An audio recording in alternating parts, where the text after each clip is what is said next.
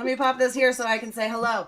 Good morning. Couple things changed. We were going to do a fun episode today. We were going to have another fun happiness thing. And you know what? The week that we've had changed all of our plans. So we are not doing fun. I mean, it's going to be fun. It's always fun. But we're not doing like specifically fun. This is going to be more news oriented. Yesterday we had the FTC meeting and the vote. We're going to talk about that. There was also quite a bit of weird stuff happening with our favorite company, Monet. So we're going to talk about that as well. But first, we're going to talk about the FTC because I think that's the most important thing. And then we will go on from there. So let me invite everybody on in. Hi, everybody. And we are going to have it. Hey, Kim made it. Woo! We were talking. She's like, I always miss your live. So I'm so excited that she's here. She set an alarm so she wouldn't miss it. And this is a really good one because it's about the FTC. So I missed it yesterday. Full disclosure, I completely missed it because yesterday was my batch day and I literally recorded all day long.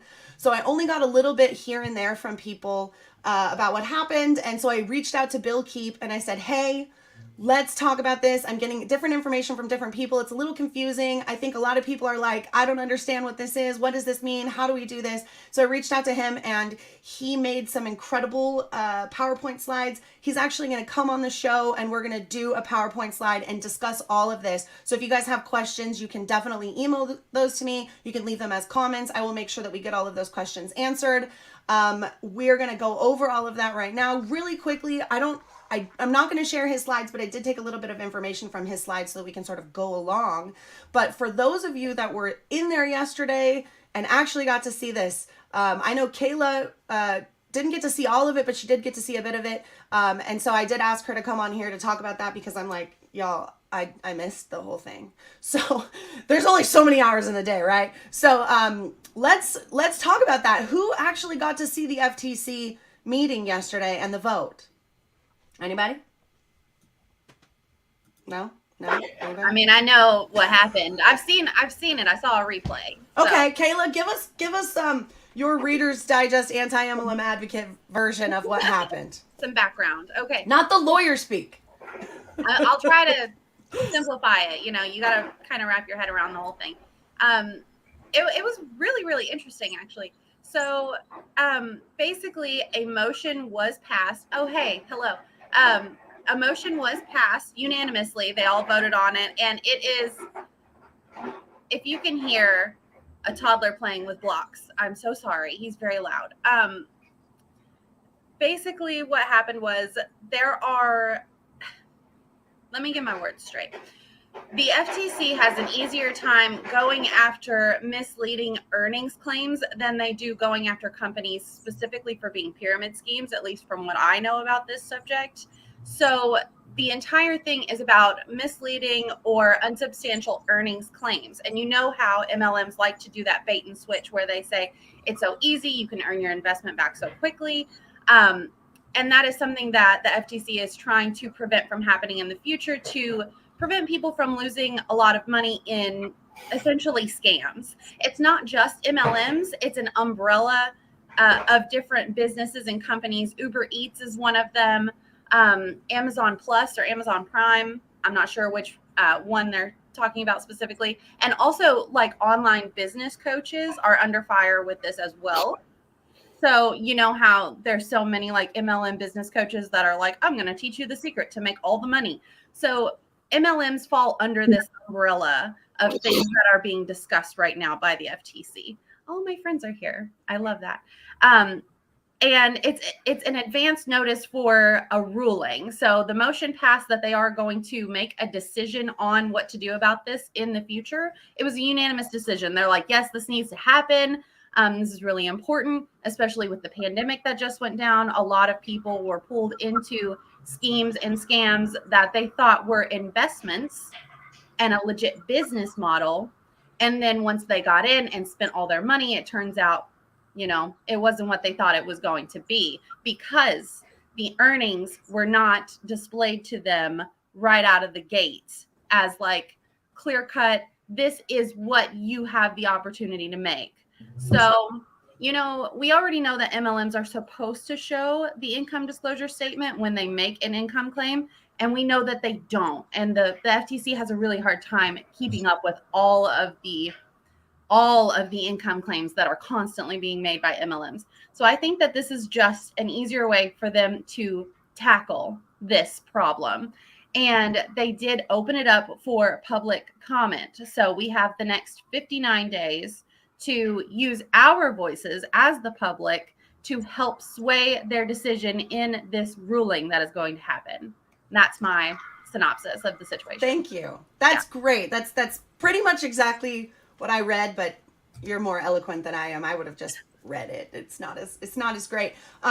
Absolutely. I am so excited about this. So what it is it's a trade regulation rule on the use of earnings claims, right? So that includes a lot of different things. And what this is an advanced notice of proposed rulemaking and a request for public comment. Just like Kayla said. So we are going to have, well, it's now 59 days to be able to post these comments. And I know it's very confusing. And Kayla and I tried to figure it out last night. There's a website called regulations.gov. This is what she told me to search for. I found so much stuff and I couldn't find the exact thing. So I'm not exactly sure if it's up yet or not. I'm not really sure. That is one of the reasons why I reached out to Bill and said, can you explain this to us? And can you make this easier for all of us to not only understand and comprehend, but to figure out what's going on and be able to leave those public comments in the easiest manner possible.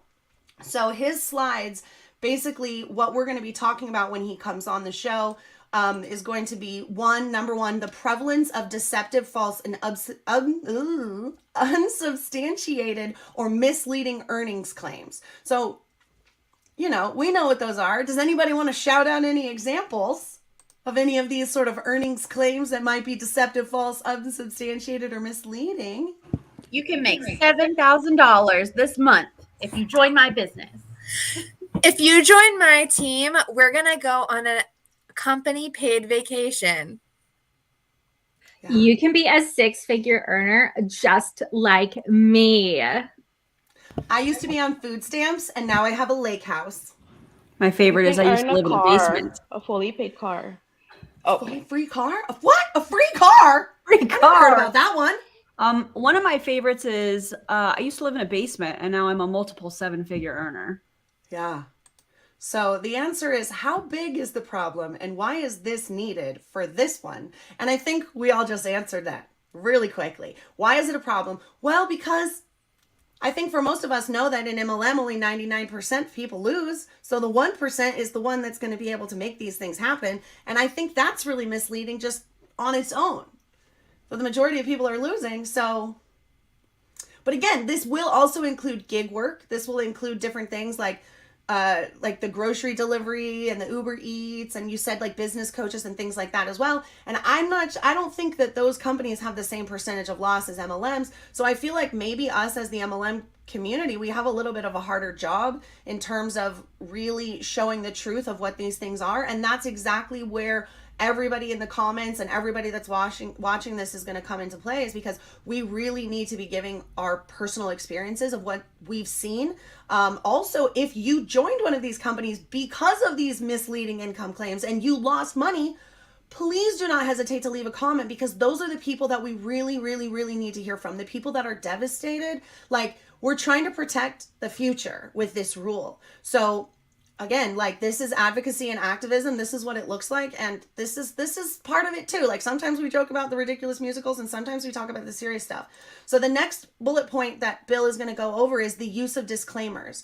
Can a disclaimer help solve the problem? Why and how? So disclaimers, at the bottom, that's like, this has not been regulated by the FTC, or not everybody works this hard, so not everybody can win. Those sort of things, I think with MLM, I don't know. What do you guys think? I don't like those disclaimers. I feel like those disclaimers are even misleading as well. It makes me feel like, well, if you're really good like me, you can succeed, but if you're a loser, you won't. So just so you know, here's the disclaimer.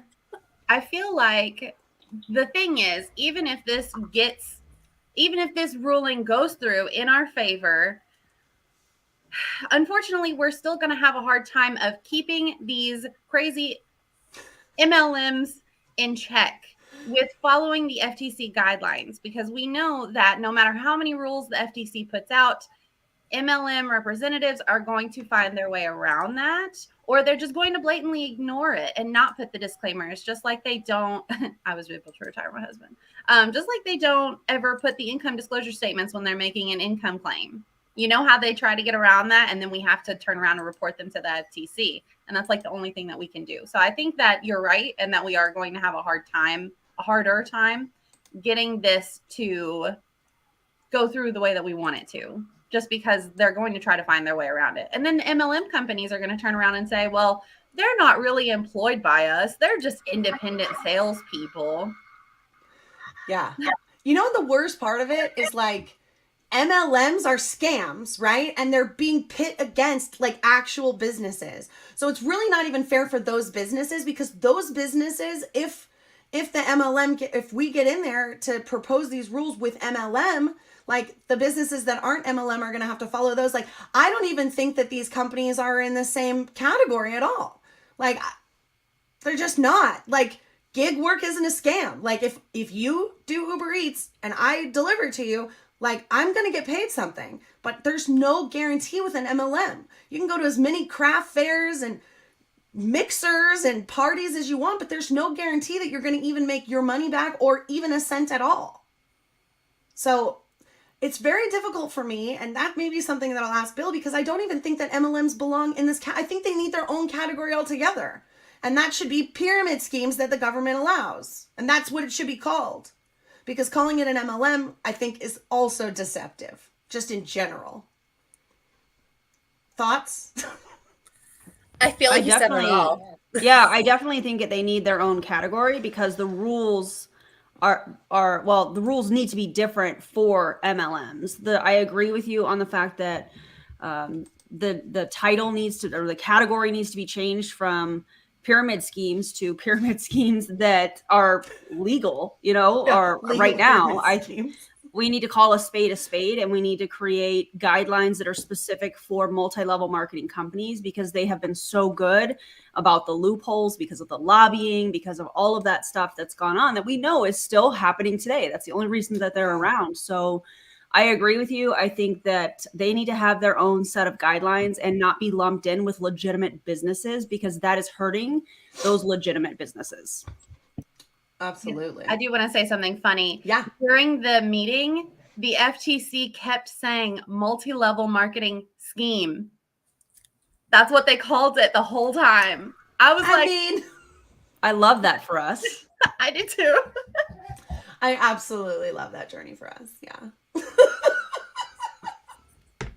That's incredible. So the third thing that we're going to talk about when Bill comes on the show are required earning information disclosure. Can a required disclosure with earnings information help solve a problem? I think, again, if it's a legitimate business, possibly. If I'm signing up for, and someone in the comments asked, I don't understand why Amazon, I missed it. I don't know where it went, but, I'm confused as to why Amazon is included. And it's because I think that Amazon, like delivery, like people that work for Amazon. Like for Amazon Fresh. Like if Amazon you order Fresh and stuff. Yeah, like you order your groceries and stuff through them. So that is a gig job underneath the umbrella of Amazon. So that's why Amazon is included in that. It's not for really any other reason. It's just the gig work specifically. So, yeah. Do you think that required earning information disclosures could actually help? Again, it's a scam. So I think they'll find a way to manipulate the numbers. Yeah. 100%.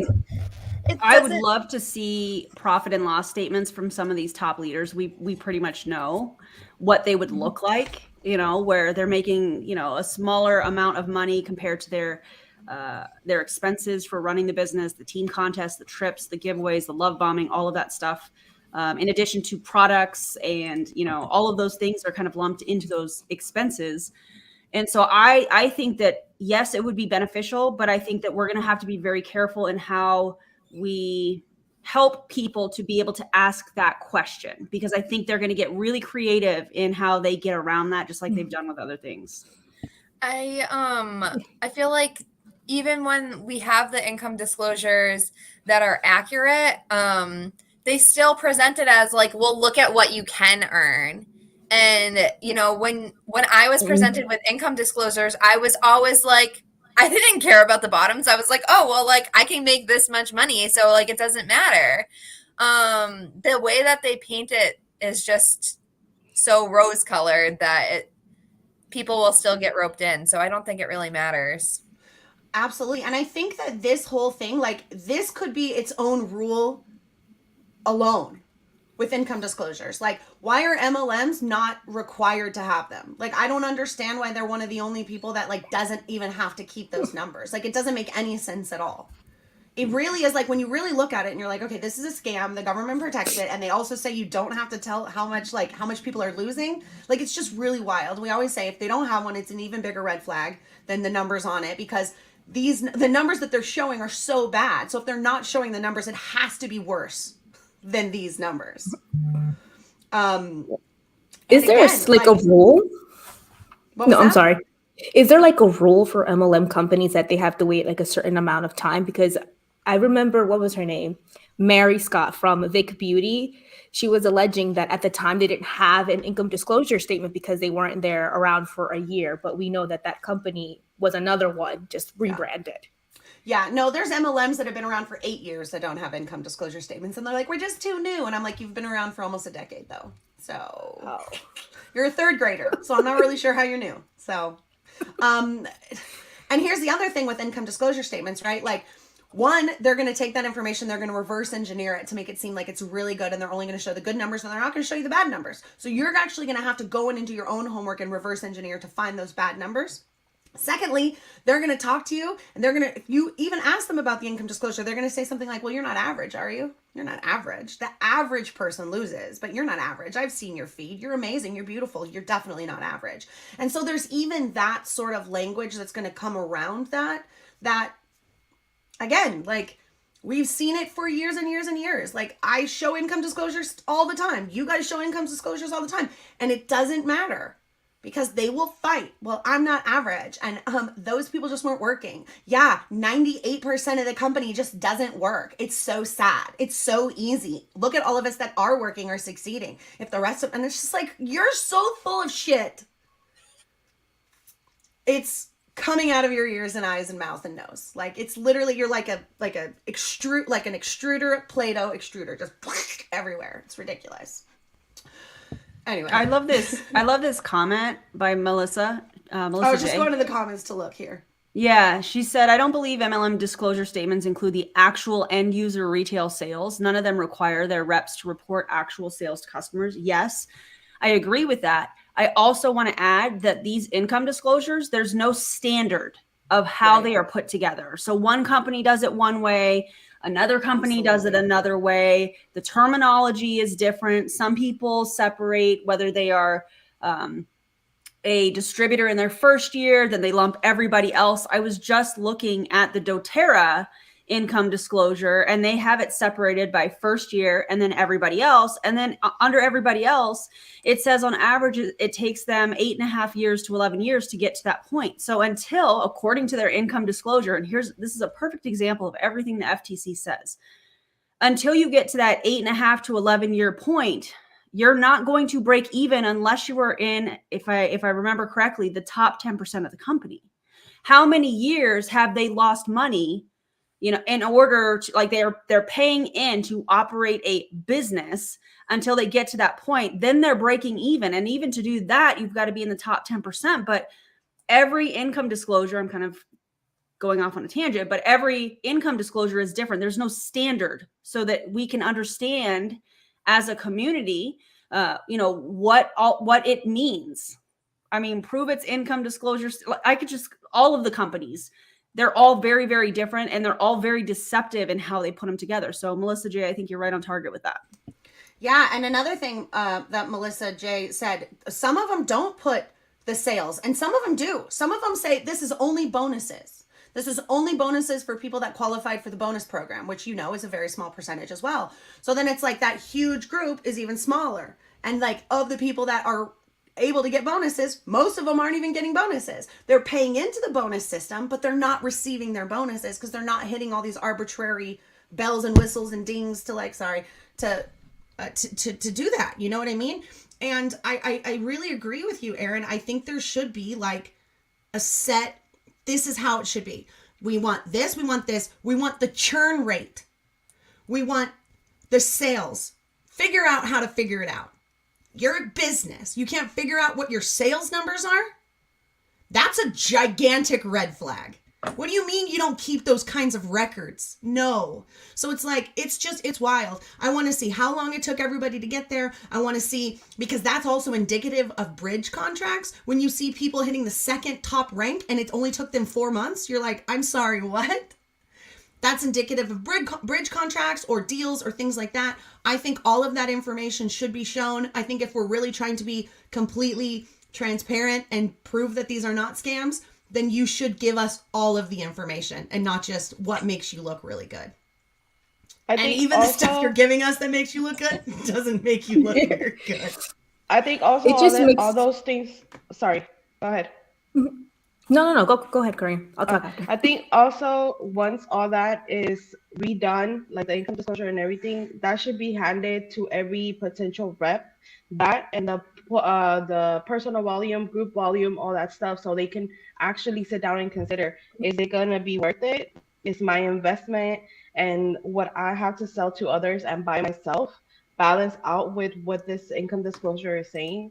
So once that's all rectified and all fixed, they should make it in like a actual rule to hand them an income disclosure and what group volume, what personal volume they're going to have to be selling month per month, because they like to say that there's no fees or no requirements. However, all companies have PV and GV. So. Absolutely. Anybody have anything else to add before we move on to number 4? Yeah. No, it just makes me think of Monet when they launched in Spain and in Australia. And I was closely monitoring this one specific group of girls in Spain. And this one girl, her sister is actually a top high earner here in Miami. She was able to rank up, I think, to like 4 or 5 ranks in a month before they even launched the products there. So how is that not a pyramid scheme already in and of itself?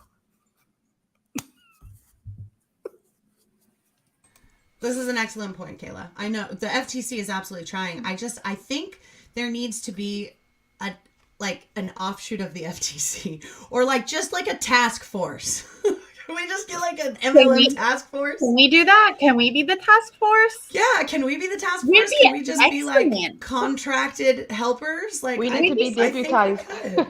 I'm available. We could. After all, I can make the time. We make so much money in the work. Haters, right? Yeah, I'm still waiting on all those checks. Well, okay, number 4.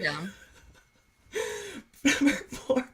Prohibit the use of earning data and statistics. Should published industry earnings data and statistics be prohibited?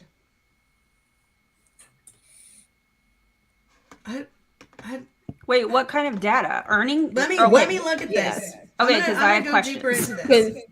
I'm confused. Okay. Because if we're talking about like a profit and loss statement for the companies, absolutely yes, that should be available. Yeah. Let me read what Bill wrote. It says FTC seeks comments regarding the possible I can't even say it. I think the dog's knocking on the door. FTC seeks comments regarding the possible prohibition of using industry data and statistics due to past evidence of abuse.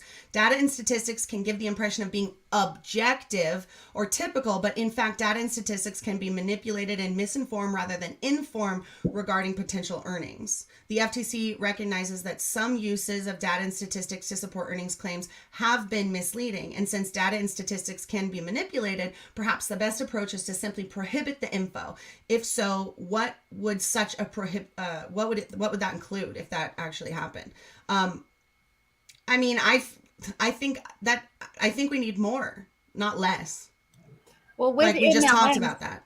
I think that it's different with MLMs versus legitimate businesses. Like with legitimate businesses, these earnings data and statistics that can be manipulated are going to look very different from what an income disclosure statement from an MLM is going to look like. Because it's like, if we get rid of income disclosure statements, how are we going to tell people about their potential earnings when they are signing up with, what we know is a pyramid scheme? I don't know how we would go from there if we got rid of income disclosure statements. Yeah, I'm not really sure. Like, maybe this is more pertaining to gig work. I'm not really sure how, like, the data is being skewed to look positive, other than what we're saying is that the MLMs will reverse engineer it to be like, oh my God, it's such an honor. I'm in the 1%. Like, wow, you can do it too. Like, I don't really, I think this probably pertains more to gig work, and I'm not really sure how their income disclosures are done and how that information is tweaked at all. And this I'm not is really sure. based on Bill's slides that he sent you, right? These are the slides from Bill. Yes. Yes, Beth. That is what this is. That's what we're talking about right now. Number 5, substantiation, including evidence, expenses used to support earnings claims. What types of evidence should be required to support earnings claims, and what does that mean for required record keeping? And here comes Jacqueline. So, hi. So yeah, substantiation. What do we talk about that? Substantiation. Now, to me, is this MLM Huns using like luxury cars and vacations as the substantiation to their earnings claims? Is that what this means here? And are we allowed to show that sort of stuff or no? I'm not really sure. What type of evidence should be required to support earnings claims, and what does that mean? I mean, we all who have been in an MLM and lost money, we have evidence. Like, we have the opposite evidence for sure. Some inventory loading. Here's our evidence. Don't join a pyramid scheme. You're not going to make any money. Right. So it says that the FTC comments on whether or not a rule can, 1, clarify the type of evidence required to support any earnings claims, including but not limited to gross income and expenses incurred. 2, make clear that participants should not expect results similar to individual testimonials, even if testimonials can be confirmed, right? And number 3, require record keeping at minimum costs to the business. So again, I think this stuff is important for an MLM. I think this stuff is really important because it's literally required, even though they say it's not. Like, I haven't talked to anybody that hasn't had to do all of these things and have all these extra expenses. And I really do think that should be used as evidence of what you're going to be required to have to participate in.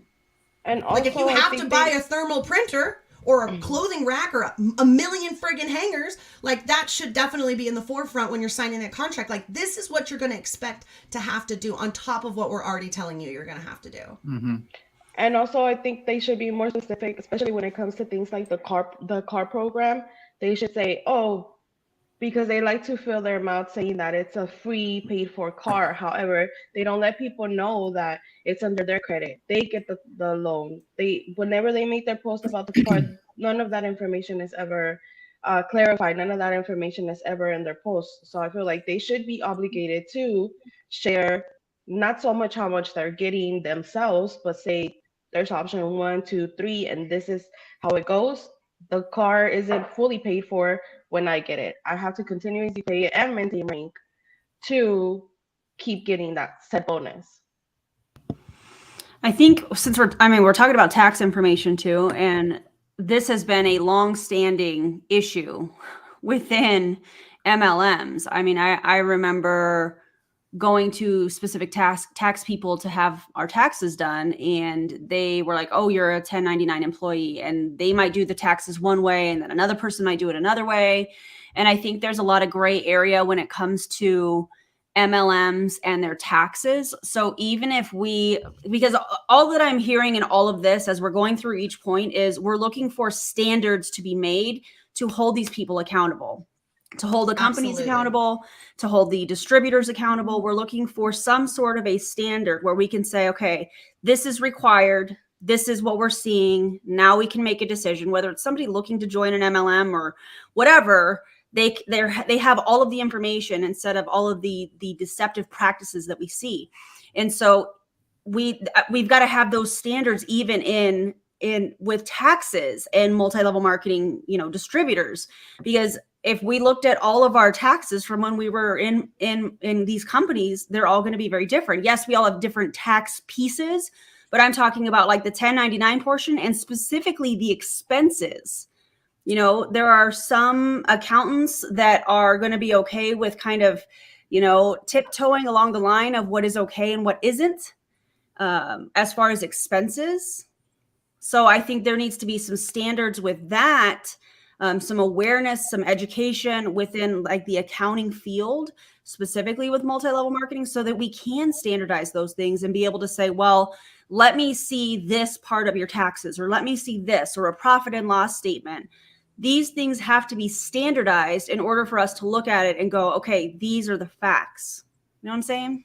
Absolutely. And can I just Standardization, 100%. Yes, can I Jacqueline. just chime in here? And this may have already been discussed. Hi, sorry that I was late, y'all.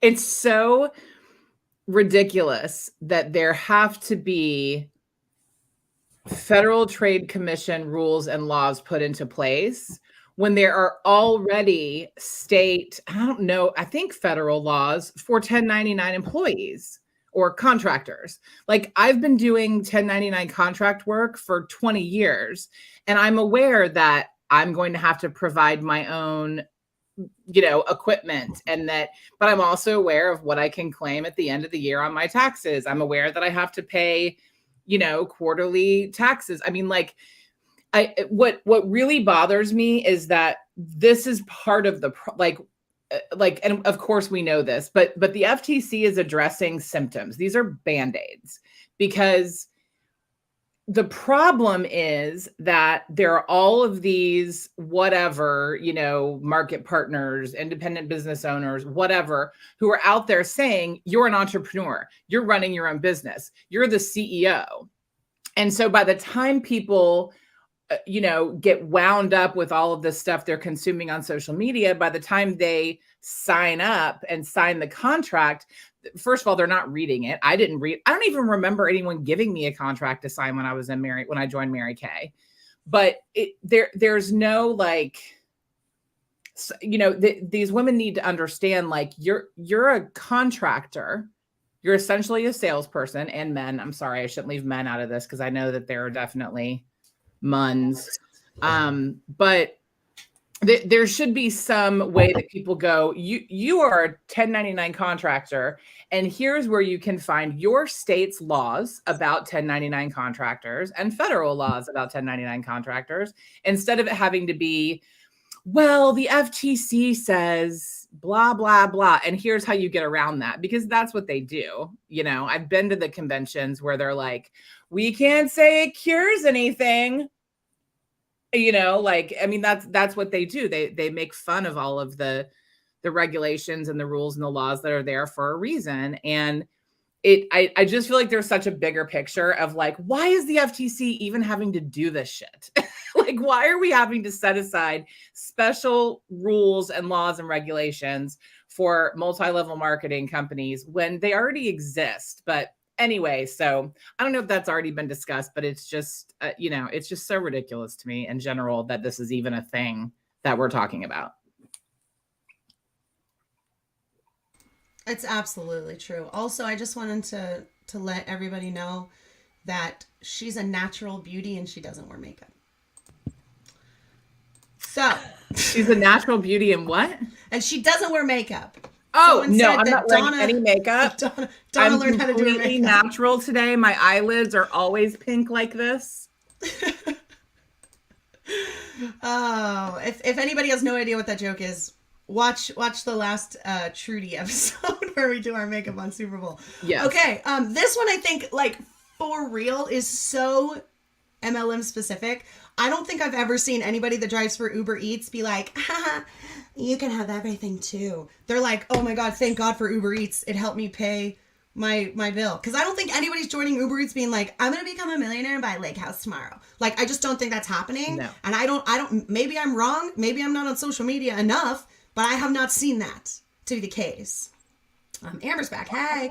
So I have not seen that to be the case with literally anybody but like MLMs and business coaches, really, which tend to be former MLMers trying to scam current MLMers. Like, Well, they're so also, I feel like this lifestyle claim thing is very much here. Go ahead, Erin. those coaches, because this pisses me off. I'm just going to be real with y'all. But these coaches that are also quietly building in a multi-level marketing company and using their coaching systems, and let me help you build your social media, and here's how to go viral with your Instagram reel, and then you go to their link tree and they have a freaking MLM link where you can join their company. And I just think that is disgusting. It's double dipping. Pick a side. Yeah, Pick a side. I just saw yesterday, actually, I came across this girl, a reel. It popped up on my feed, and she was like, "Oh, wouldn't you love to make 6 figures from your phone? Like I haven't so I went and I looked at her profile, and she has like a lot of followers. And I looked and I couldn't see like anything telltale that it was MLM, but when I like dug deeper like into her highlights and stuff, it works. But she's selling it like she's a like a business coach or like a content coach and someone that can help you build your social media. But really it works. Yeah. And it gives a bad name to actual business coaches. Like I have an actual business coach and she has an education.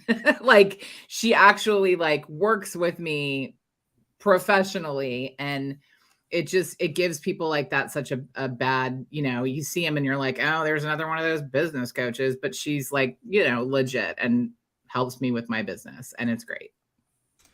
Yeah, that sucks because there are legitimate people out there that are actually trying to help people and not just trying to get them deeper into a scam with more sunk cost fallacy to pump like, oh, your MLM's not working? You should buy my other course. My other course is how come my MLM isn't working? And it'll teach you everything you need to know. Yeah. It is really scammy, and it's really offensive, I think, to most people. If you really see what's going on and what they're trying to do, it just seems very offensive. And I think oh, sorry. I think also when they have things like they take it upon themselves because of their platform to do things like therapy talks and other sorts of things that discredits those like Danielle that actually have a background, I feel like just using that platform to further manipulate and drag people in is just gross. It's disgusting. Our favorite, newest favorite, Monet Hun, is also a business coach. Just so you all know, she has Frangela? Frangela? She has an entire course about the jab. A course? Yeah. On I have some of it screen recorded. So she's a doctor as well. No, she's a witch. Well, remember, she's a witch, so she's a witch doctor. A witch doctor. Talk all about Frangela, I feel like, in a little bit. I want to mention one thing about the income claims, and somebody said it. It's back there somewhere about they got sucked in because someone was claiming they were building their lake house or whatever. The other thing that happens, because my family's been in Amway since the 70s. And we have family friends who are still in Amway, and they're all very wealthy, but they're wealthy because they have jobs. But they will claim so I'm sitting here so it's been almost 50 years since y'all joined Amway and you've never quit your day job. Like that's not, and they act like all of their wealth. And I used to do that. I used to be like, I just bought this thing, but I bought it with money from my full-time job. But I would act like it's because I was in this MLM because I was so desperate for people to sign up under me. So that's the other thing I think that people don't understand that happens is they'll post these pictures of their big house and their cars and their whatever. And meanwhile, they're, working 80 hours a week at a full-time job, but they don't tell you that that's where the money's coming from. I think that's an important aspect of all of this to also understand. Also, it's been proven that they all pitch in to get that one thing to all take pictures with that one thing. And that's the most misleading thing of all. They would do that at the LuLaRoe events. If you got invited to Mark and Deanne's house, Mark would pull his McLaren and his Koenig or whatever, however the fuck you say that, out. And people would take pictures with it, with the cars. They would line up as down props? the street, at their house in their driveway. Like it's like that's For normal. a photo op, like I mean, it's normal at like a car show. I've been to a car show and I'm like, that's the Batmobile. Take my picture. But like, I'm not like, I'm at an MLM meeting. That's my CEO's car. Like, it's ridiculous. Or it's my car. And then they package It's my that up. car. Look at my car. It cost me $2 million. Right. You should join this business too. They package that up and use it as attraction marketing because people that are struggling financially are like, oh my God, look at this. She's connected. She's going to help me. Or he's connected. He's going to help me. But that the owner's car has nothing to do with that person standing in front of it. And it's just one more example of trying to maintain the facade of, multi-level marketing and what it looks like on social media. Sorry, I was laughing at Jenny's comment. Yeah, no, that was like my upline in Beachbody where she'd be like, she'd tell us, all I wanted to be able to do Jenny. when I started this business was, to pay my car bill. But then I was able to buy, my very first Louis Vuitton for myself and and you could do that too. I was able to go to France and buy my first Louis Vuitton from the original Louis Vuitton store in Paris. You too can be in credit card debt. Yeah. And when really she was still at her corporate job that she made very good money at. And all of us under her, we're just, still trying to just like pay for our groceries for the week, so yeah.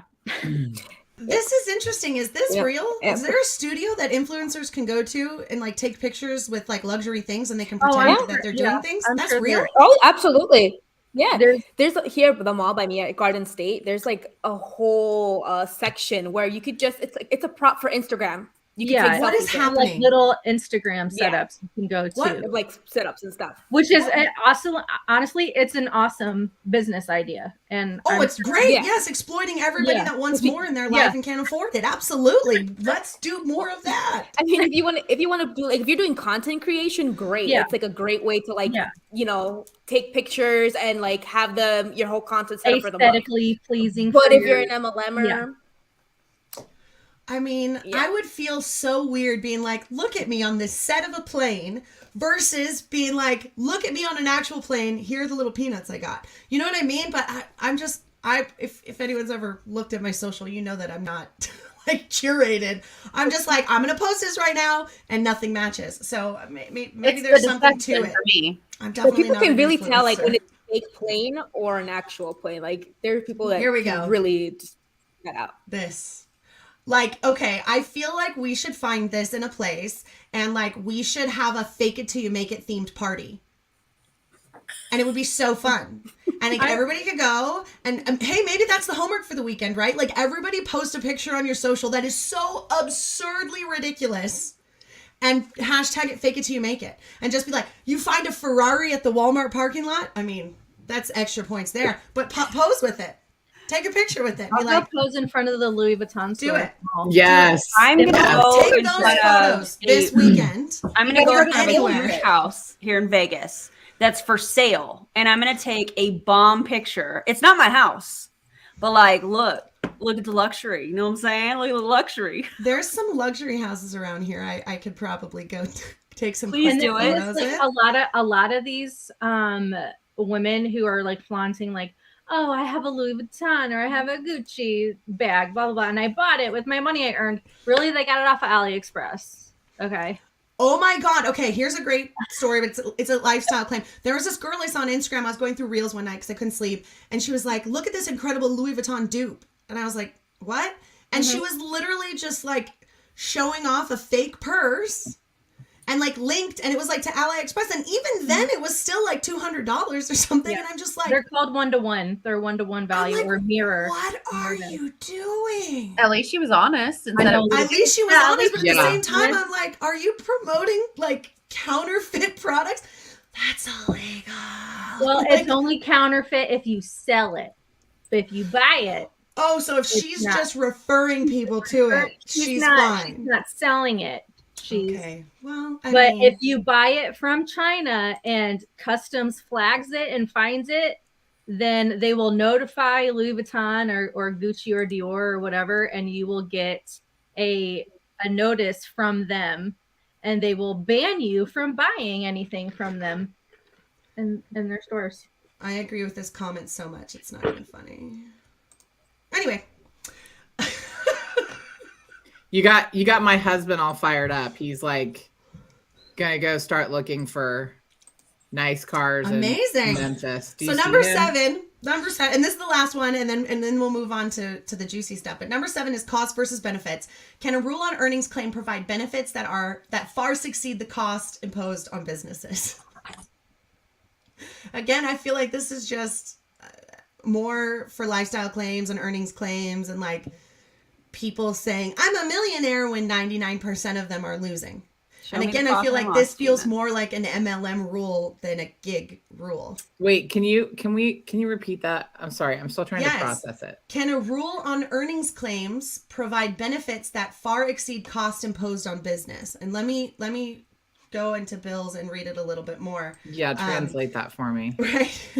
The FTC seeks comments on the costs and benefits of a rule that would address the above practices on all alternatives of rulemaking, such as the publication of additional consumers and business education. The FTC is open to any evidence, such as data, consumer perception surveys, and consumer complaints, to better understand the benefit gained and the new rule of relating reporting costs.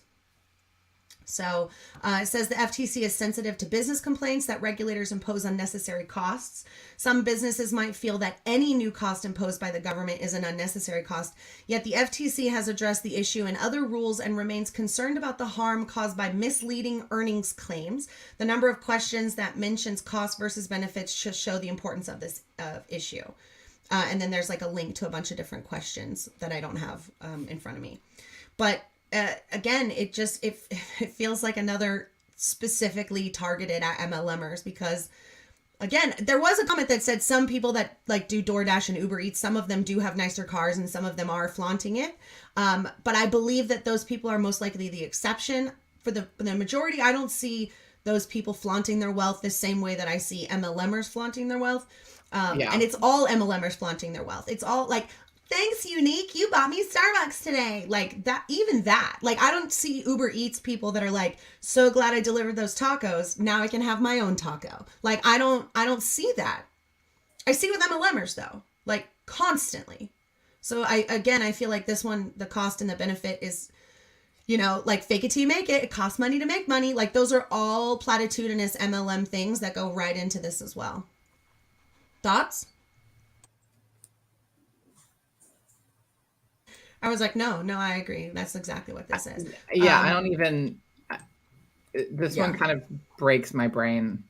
I mean, it's not hard to do, but it feels very specific to MLMers. That's all. Yeah. That's all. It just, yeah, for sure. Yeah. It's another one of those, like, why do we even have to have a rule about this? Like, why are we doing this?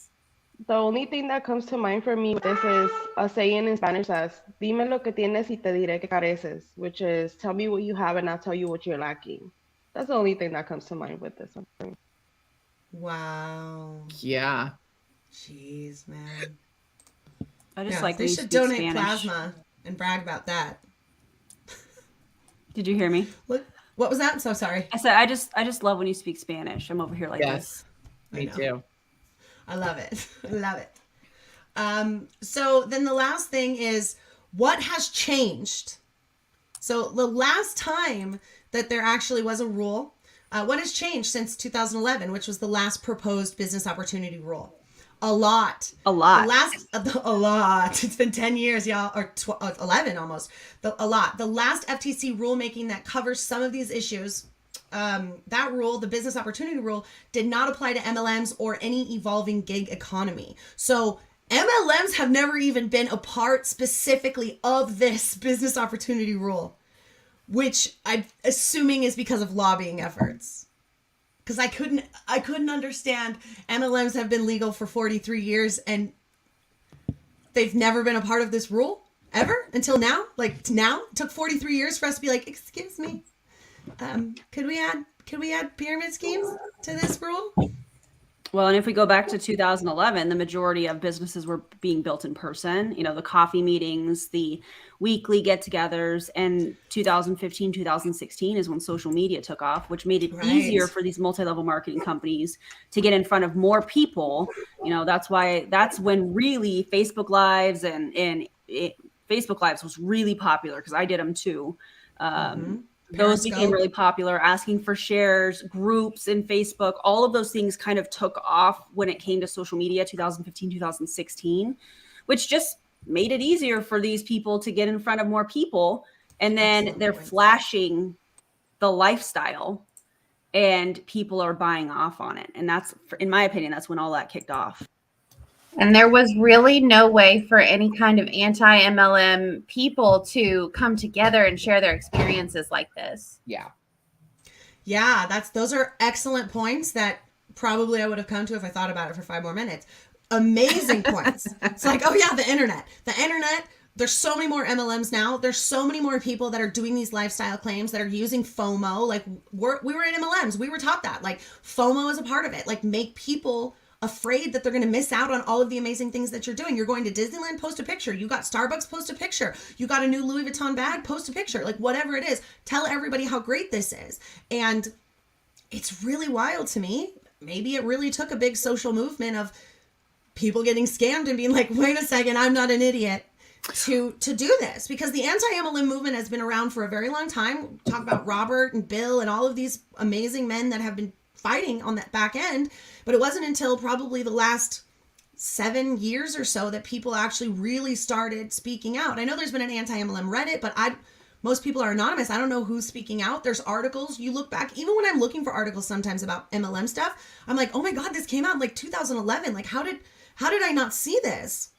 And again, I think it really is, things are being pushed to the top of the Google search results now. They're not being hidden as much. People are speaking out. It's a big movement. It affects a lot of people. And, you know, the squeaky wheel's getting the grease finally. It took a long time, but we're here, and they're finally adding MLMs to the business opportunity rule. Again, I'm still thinking that MLM should have its own business opportunity rule that is separate from gig work, because they're going to exploit those loopholes and be like, well... and so maybe in another 10 years, we'll have our own rule. Maybe in 3, who knows? This is always moving forward, is always a really good direction to be going. And then the last question is just, what can you do? And so that's why Bill is going to come on the show. He and I will have a talk. It's going to go on the podcast, and it will be here live because there's going to be slides as well. And he and I are going to go through all of that. You guys can ask as many questions as you want. I don't think it's going to be live. I'm not really sure, but we'll figure that out. If you guys have questions, I can make an Instagram post. How about this? I'll make an Instagram post, and all of your questions for this can be put in that post, and that way everything will be in a spot where I can find it. And I can reference that when I talk to him later on in a couple days. So that's what that is. So I feel like this is pretty good information. I hope everybody is sort of on the same page. I know there's still a lot more questions. I get it. I still have a lot more questions as well. But hopefully those questions can be put in the Instagram post, and Bill can address those, and we can get all of our questions answered, and we can all report very easily and figure out how all that works. So the other thing I want to talk to you guys about, there was some wild things that happened this week in the anti-MLM community. Unfortunately, it seems to continue to happen. It's really heartbreaking and sort of disgusting. I'm not sort of disgusting, absolutely disgusting. I'm not sure why, and maybe it's because they're not really employees and they're just reps and they're not accountable for anything. But the amount of no accountability and the things that people are like, it's free speech, I can say what I want, it doesn't really matter. It's really, really concerning, especially when wearing like branded clothing and saying horrible, horrible things that literally offended. I don't want to say this woman's name, but I think we all know who we're talking about. I don't want to give her any more clicks or any more attention. I just want to really talk specifically about the accountability factor in these MLMs and sort of what came of all of this, because it really sort of just exploded as it should have. It was very offensive. I don't think there was anybody that wasn't offended. It was anti-Semitic. There was parent shaming. There was fat shaming and fat phobia. There was fear mongering over COVID. There was all sorts of stuff. And up on top of Mount Crumpet, this woman just blasts however she feels. And that's just sort of how I feel. And if she can say how she feels, I can say how I feel too. Yeah. So that's this woman. She's just very toxic, and I believe she's private. I feel like we're watching someone spiral, and it's very difficult. I am not a mental health professional, but I have seen this happen a million times, and it's really scary. And yeah, thank you, Chelsea. Absolutely. Yeah, I want to talk about this. So yes, I'm going to open up the conversation here to talk about the witch doctor of Mount Crumpet. Well, first of all, I think she's projecting. I really do. I've had a lot of conversations with a lot of people about this subject, and a lot of the things that she brings up that are offensive and angry are things that she has said in the past. I'm so sorry. There are things that she has said in the past that she herself has dealt with. And I want to talk about, come here, sweetheart, come here. The fact that Monet is just sending everybody this copy and paste response whenever they send in a complaint. Obviously, my child has a lot to say about this as well. The fact that Monet is literally like, yeah, we don't stand for this, but they're not doing anything about it. That's really, let's start that conversation, if you all don't mind. Well, they can distance themselves because she's on her own Instagram. She's not on a Monet Instagram. And she's a contractor, technically, so legally they can distance themselves. We think that, I think that we can all see like there's zero distance like in reality. And we all see the things that she's saying and doing while wearing Monet clothing, because it's all meant to, it's all meant to feed her audience, right? Because 100% her audience agrees with her.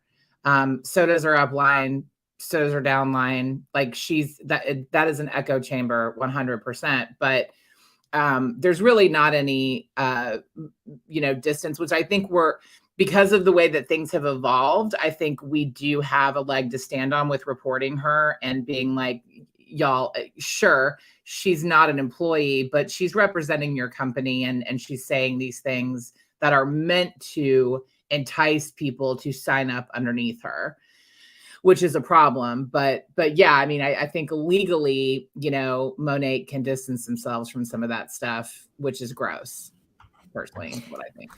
Well, they do it all the time. We've seen it with Mandy Sue. They just, they didn't do anything. Mm-hmm. This is not the first Monet Hun that has been disgusting publicly, and she won't be the last. Yeah. It's just another check mark, right? It's just another tally mark underneath Monet. Hey, you guys, Monet is bad. No, we're not. Yes, you are. Here's 1, 2, 3, 4. No, we're not. Well, here's 5, 6, 7, 8. It doesn't matter. It's just going to keep going. LuLaRoe did this too with ableists, and nothing happened. They spun it around and they made it sound like they were the good guy here. MLMs do this all the time. It's really, really sad. Let me tell you something. If she was just a regular old MP with nobody underneath her and making no money, she would have been gone the second she posted that. But she's not. She has, I don't know what she is. She's like the 4th or 5th. She's an MMB. Market partner builder. Yeah, market partner builder. She's like still 5 ranks below. She's higher. So I was hoping that Monet would do something, because with Mandy Sue, I get it, kind of like she's making them a lot of money. But since Angela is just an MMB, I don't know. Now, with that being said, I think it's very suspicious that Angela has all these awards. She's all over Monet's website for being like a top earner, for being a top recruiter, like even though she's only an MMB. And it just makes me wonder where she got all those people from. Did she come from a different MLM? I don't know. Anyway, we're supposed to be talking about the behaviors. I'm just speculating here. Well, I think she did come from a different MLM, because she talked about how she left a $1 million business to go to Monet. So I don't This know is how much. which company she came from, but only 38K. Yeah, that's not that much. Yes. No, No. Wonder how much money she put that's into the company. barely above the poverty line. So Right. I mean, to act this way, to destroy her reputation as a loving person and a kind person, the exact opposite of what a witch would claim. The literally exact opposite. I was talking to Aaron last night and I was like, is she a good witch or a bad witch? I think she's a bad witch. It's very sad. Like that's what her integrity is worth. $38,000. I think I'm going to say the same thing about her that I said about Jessie Lee. How dare you speak about being a parent when clearly you're not a parent? How dare you give advice on relationships when clearly you don't have a relationship? How dare you I agree. speak on child loss when clearly you've never been there? How can you use someone else's tragedy to make your egregious point? I just don't understand. I don't. In what world is something like that okay? I want to make It's something not. clear real quick. I had someone send a screenshot to me. Allegedly, according to Frangela herself, we're not going to name her real name here. She supposedly has lost a child. She herself put this trauma on the internet amongst a bunch of other trauma and was like, but you should join my master class because I'm going to teach you all how to not be depressed. So And how to not be victims. the fact that she uses her trauma to sell her courses and her master classes is disgusting enough. Whether or not those traumas are actually true, who's to say? I just want to be careful when we talk about people's trauma and stuff because, I mean, if she did go through all these things, that's still like really, obviously traumatic and potentially trauma spilling is happening. Obviously we shouldn't be using our trauma to sell things, but, just throwing that out there in general. No one said anything wrong, but just want to make sure people remember that these are still really need to talk about her as a person. Yeah. We need to talk about her behaviors. Sorry, Danielle. Not as a person. I mean, it is very difficult. Her behavior is very dangerous, and concerning and worrying. I hope she gets the help that she needs. I hope Monet can see that she needs help. I hope that somebody talks to her and maybe she takes some time away. Here's something that Monet could do. They could help her. They could help if she's like, hey, look, I can't afford to get mental help. They could help her. They could do that. They are $1 billion company. Could, but they won't. Just yeah, of course they won't. They won't. They won't. They won't. Listen, they wouldn't. Yeah. Yeah. Exactly, Amber. Also, they wouldn't I even think this- donate to, pay for that poor woman's tragic car accident, so she wouldn't have to shill shampoos from her hospital bed, let alone they're going to do anything about her. Right. Also, I think this brings up back the point that me and Roberta were speaking about yesterday. It just things like this in the Mandy Sue situation make it possible for other people to voice their racist and anti-Semite views, which I think is the fact that we're not seeing any sort of repercussion, any sort of consequence for this type of behavior when, for the love of God, the founder of this company is a person of color himself. The fact that he's doing nothing about this, it's just opening up the way for those that have been silently being racist or just within their own little circle. They're gonna be brave. They're gonna get brave and say, well, so and so didn't get any consequences. So and so didn't get fired. You know what? Time for me to shine. And so did this, and so did this. Well, I need to step it up. I need to get my moment in the spotlight by being I was gonna say a curse word, but I don't know if you guys want to curse here. But basically, by being a dick, I'm just gonna be a dick and just up them and make my stupid racist points of view known. And I feel like that's why we don't want anyone to lose their livelihood at all. That's not the point of this. There just should be some sort of consequence, a suspension, something, to let them know that their behavior is not okay, that their behavior does not align with the views of Monet, whatever. Because they love to say that they don't stand by it. But then, okay, what are you doing? Yeah, and then excellent points. Absolutely. Really quick, Danielle. Danielle is a licensed mental health counselor, so she is more than qualified to speak on this. Can you explain to us what trauma spilling is, Danielle? Sure. So trauma spilling is like a therapy slang term for when you have untreated trauma and it just comes out everywhere in your life and you're really unable to like compartmentalize it. So you end up like talking about it in inappropriate ways and it just comes out everywhere. So it's just something to keep in mind. I'm not saying that she's right to be doing this. I'm not saying that it's appropriate, but I'm just saying that we need to be careful. And our goal here is that these people are, I don't think that all these people are going to see the error of their ways and come and join us. But our hope is that these people are going to learn and they're going to see, oh my gosh, I did these things wrong. And to be dragging people for talking about these things is really concerning. And it does not make us a safe space for people to come to. I love that, Danielle. I think it's really important and also very challenging to remember that these are also human beings that are going through something that led them to the behavior. That behavior could come from mental health challenges. That behavior could come from the pressure of trying to keep up this facade that we all know that they're trying to maintain. That behavior could come from pressure from their upline or problems at home or all of these different things. We just don't ever know. And I think that it's as a community, it's really important that we remember that when we're making content. It's very, very important that we highlight the behavior, but we don't have to necessarily attack the person. It's the behavior that is the problem. It's the same stance that we have with multi-level marketing companies. It is the business model that is the problem. Yes, you have these contracted employees that are pushing the business model out, and they are repeating behaviors that have been taught through this quote unquote training, whether it's the company or their upline. But we also need to remember that, because I can only go back to how I felt when I was in multi-level marketing. I thought I was doing the right thing. I thought I was helping people. I thought what I was doing was good.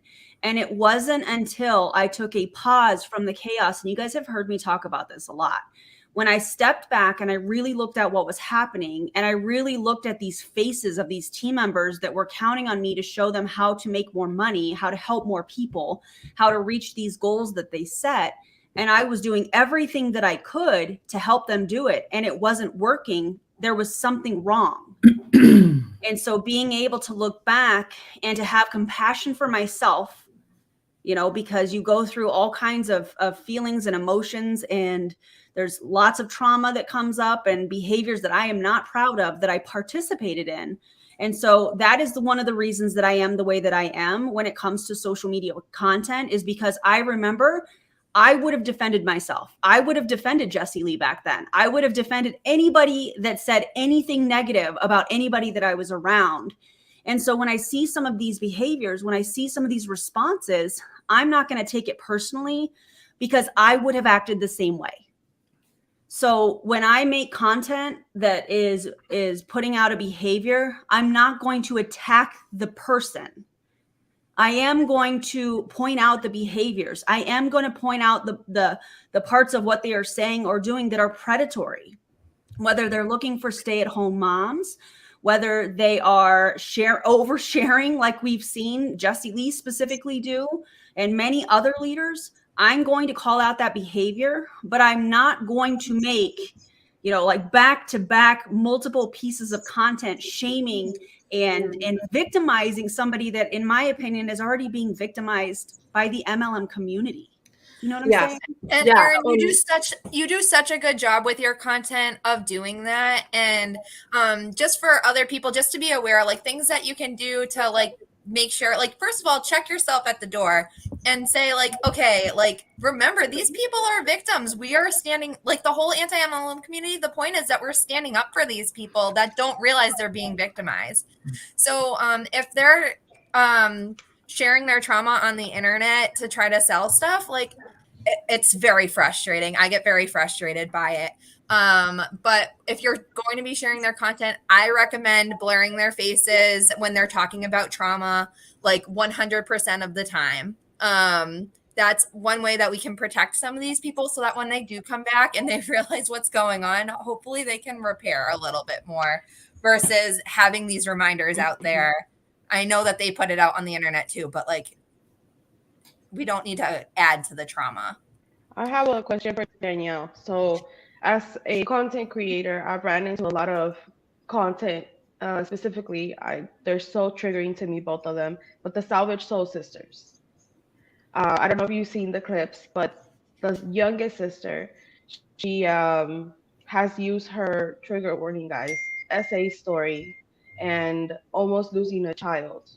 Now, as someone who has experienced similar things,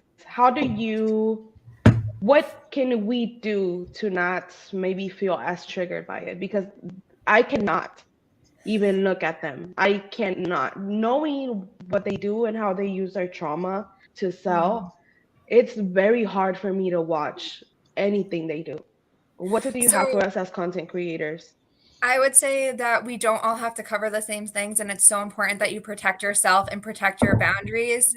You need to take care of yourself first, and maybe that's something somebody else can cover, and you can say like, hey, like, this is important to me.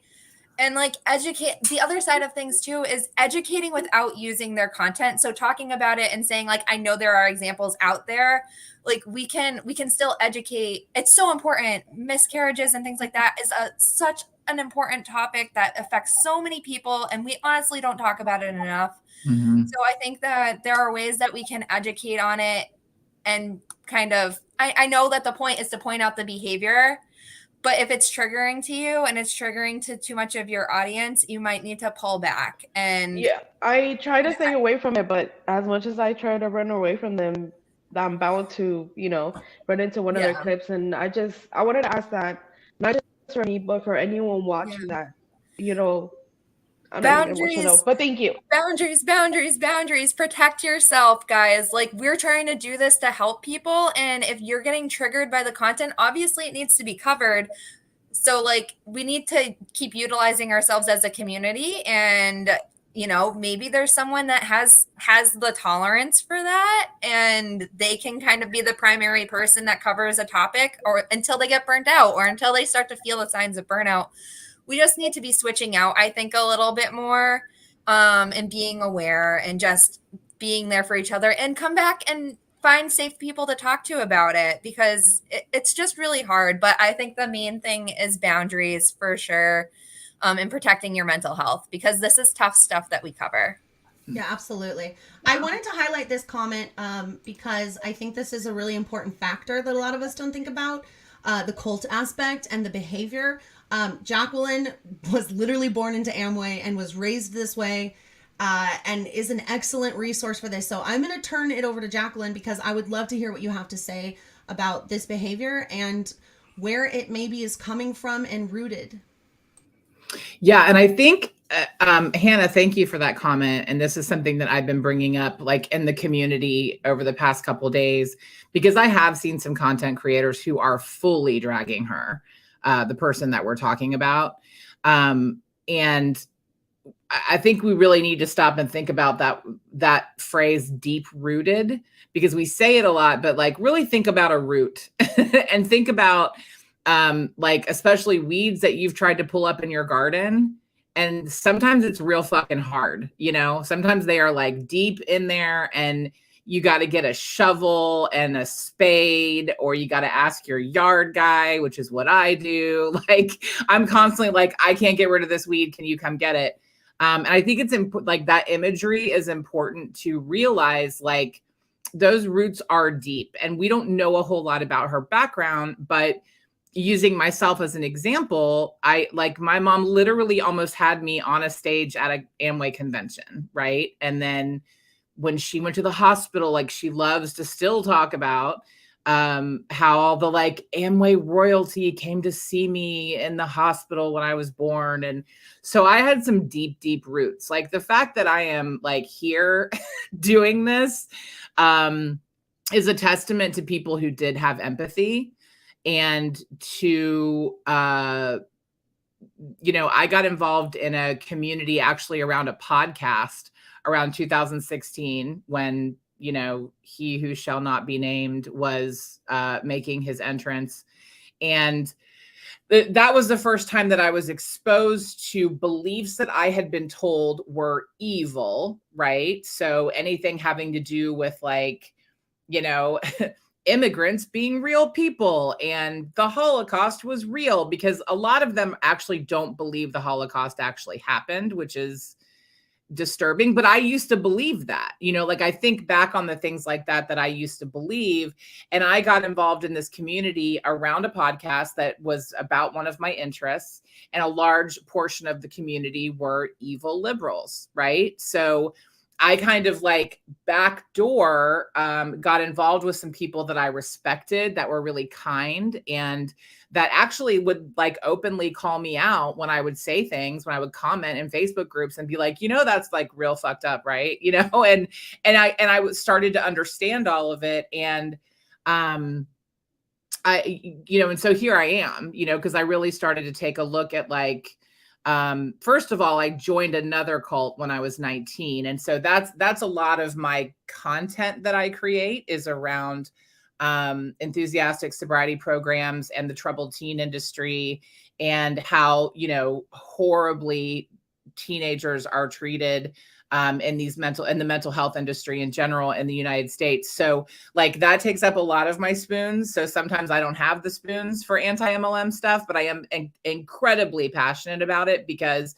they're not that different, right? Like these high demand, high control, closed, you know, what's the word? Closed circuit. It's just an echo chamber. Yeah, like these groups, they're all the same, and MLM is very similar, and so that's, you know, that's what a lot of my content is around. And I love when I get to come in and talk about MLMs because I can kind of make that connection. And it really wasn't until recently that I realized like, oh shit, I was born into a cult. Like it never occurred to me, you know, like I'm working with all these survivors of the actual cult I was in. And they're like, yeah, I was there for 2 years. And I'm like, I was there for 13.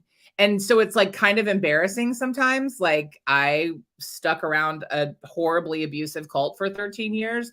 And then I realized, oh, because I was born in one and it's all the same shit. So how all of this kind of ties back to the person that we're talking about is I'm watching her and it's like just breaking my heart. Like, I just think she's a really unhappy person. And I think we need to be very, very careful with how we, even if we're just calling out the behavior, I think it needs to be, we just need to be careful because, you know, I've seen too many people like that hurt themselves physically because of the kind of attention that they're getting online. And that is not the kind of effect that we want to have.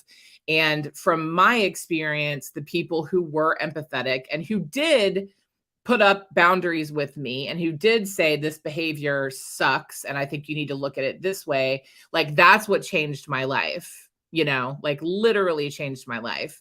It was not because there were people who were also very mean to me, and that was not that didn't help. That made me dig in even deeper, you know, and that kind of like fed those roots, you know, because part of that indoctrination is like, we've got the answers. We're smarter than everybody. We're superior to everyone. Like we know what's really going on. That's why QAnon is so attractive because like bottom line, QAnon is 100% like, we know what's happening in the world.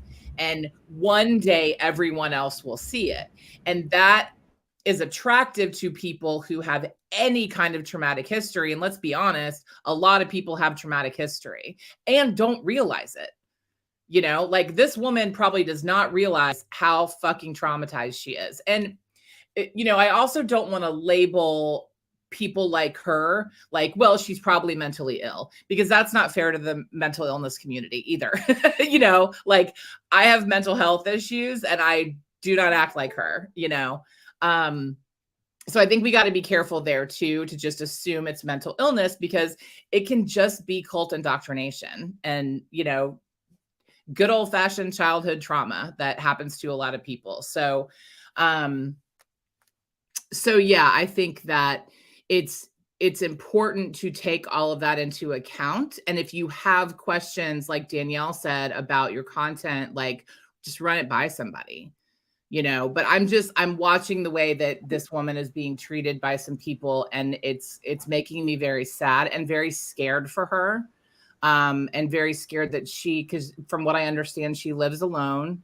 And it worries me, to be honest. I've seen too many people, take their own lives, overdose, do things that, are not necessary. Like, that's not where she needs to go.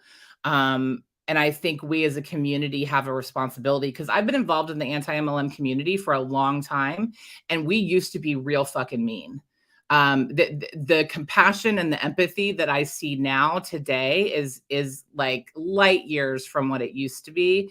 And I think if we're going to hold that standard with ourselves, I think that it's really important to we have a responsibility to these people, especially the really extreme ones, to go like, how can we approach this woman with empathy? Because we can change their minds, y'all. We can. And we can make a difference, and we can get them to listen. And I think it's easy to be like, well, she's never going to listen anyway. And it's like, but she might though, Yeah. And I think that's an important thing to think about with our content. So 100%. Can I? Hi, everyone. How's it going? Hi, I've been watching, but I've been in work meetings, but here I am. But what you just said, Jacqueline, about how the community kind of used to be or present itself. Before I was in Beachbody, I was against MLMs, but when I found the anti-MLM like groups on Facebook and community that I was able to find just from like Googling and things like that, I was driven away from the movement completely. And then I joined one, and that's kind of where my story began, was after I had already found and been driven away because everyone was just kind of a bully. So, totally seconded everything that you said. Hi as well. I've been on here for a while, but I haven't said anything. I wanted to say, I think that sometimes a lot of us get caught up in this cancel culture idea that we want to cancel them and have them just stop talking, and we want them to just not be on social media anymore because less people would get hurt, less people would join MLMs, when in reality, that's not why we're here at all. And I don't think we all realize that that's happening sometimes, like that we're leading with that, but I think it is. I know I've had those moments where I'm like, I just wish this person was not on social media anymore. I wish he would just go away. But, we're here to, and Jacqueline and Danielle and everyone said this, to lead with empathy. And I think Roberta mentioned this, and I think Danielle mentioned this. If you can't, that's not your situation to deal with. If you can't take a step back and if it's triggering you, that's just not the situation for you to deal with. There have been situations that people have probably been like, why hasn't Julie Jo spoken up? It's, I have trauma. I think we all do in some way, shape, or form. And it wasn't my situation, and I have to be self-aware enough to know that. So I'm not going to speak about it. And we all have to be self-aware enough to know what we can and what we cannot talk about, and who triggers us and why they trigger us, and let someone else take it. Yeah. And can I just say one thing real quick? Racism is a result of capitalism, period. Somebody said, like, what is racism a result of? And my fiery attitude about this is not at you, the person who commented, is at this, like, why are these women so racist? Well, because we all live in fucking bullshit late stage capitalism. That's why. And capitalism is racist, period. So I'm done now. Can I just piggyback? I think everything that Jacqueline has said is amazing and personally humbling. I'm still very new to the anti-MLM community here and new to content creation in general. And it is extremely difficult when someone puts out something as offensive as what we have been seeing with these different behaviors with these different people in Monet. It is extremely difficult not to just regurgitate that and just say, here are these people. Here it is. Here's their faces. This is exactly what they've been doing. For me, that personally is very difficult. So I find this entire conversation extremely humbling because I did repost Frangela's entire 12-minute offensive rant that she did on my Instagram page. And I've seen a lot of people be triggered, and a lot of people have emotions, which is exactly what I went through, which is exactly why I was displaying her behavior of her doing all of this while wearing her brand on her chest. And looking back on that, you know, maybe that wasn't the best way to portray this woman, because I do personally want to live up to the safe space that I'm trying to become for people who are in MLMs. So I just wanted to thank you, Jacqueline, and everybody else who has spoken on this for humbling me personally. I appreciate that a lot, and I'm definitely going to have to rethink how I approach offensive MLM Huns in the future, because I do feel so bad for this person. I do. Yeah. I feel like she could benefit from a community, a real community, not a false community. Yeah. And probably a little bit of counseling as well. I'm gonna go ahead and apologize in advance because my video is already filmed. But as many of you know, my approach is more for entertainment purposes than anything else. And I mentioned that in my video. If you want a more level-headed educational point of view, you might want to check out Mallory's video or Chelsea's when hers comes out. Me, I'm here for the entertainment, so heads up. Yeah, I think Savannah Maria is going to be a little spicy on this subject as well. Yeah, I'm with Karina. I'm the same way. It's especially hard for anybody who's ever been like her. Like my knee jerk is always like, oh, I'm going to get this bitch. But then I have to stop and be like, oh, wait, I'm just mad because I have said those exact same things that she said, and I cannot react out of that. You know what I mean? What she's essentially doing, in my opinion. She's projecting her own crap and just regurgitating that onto the internet. And she's supposedly, you know, she's portraying that she's so proud of it and she's unashamed and she's unapologetic. But you have to wonder, we don't know her, really. But she did say she didn't care if she offended. And like I was telling Roberta last night, I was like, listen, had I been the mom to that little girl, I would be in jail. You don't just go up to someone's kid and say, you don't have to wear a mask when the parent clearly, when the parent already clearly made a choice for that child. Like, you don't do that. You don't do that. Yeah. So we can be empathetic and understanding and still not accept abuse. Which to me, I really find that story hard to believe, because as a mom, as a parent, no, she would have not been around to tell that story. But also the parents of the child who she was parent shaming, the child who passed, that was not okay. Yeah. And that is one of the things that makes me the angriest out of all of it. And that is very hard to be sympathetic towards this person when she is using the death of a child for her own narrative.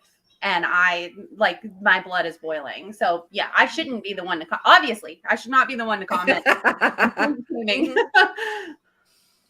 Here's a really great question about venting, because I know, like, there's anger, right? Like, people have anger and you want to vent. So where do you guys recommend if you need to vent? Do you find a vent buddy and you just vent to each other?